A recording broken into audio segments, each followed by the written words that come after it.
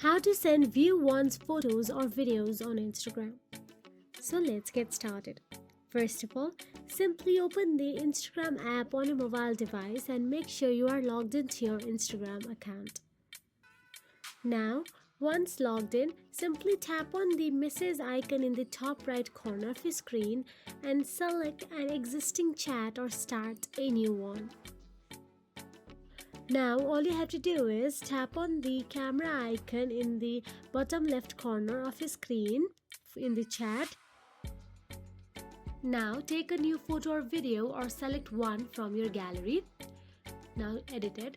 Before sending, look at the bottom of the screen. Tap view once to enable the feature. There are other options like allow replay or keep in chat. Then tap send. The recipient can only view it once before it disappears. So that is it. If you found this video helpful, please like, share and subscribe, and thank you so much for watching.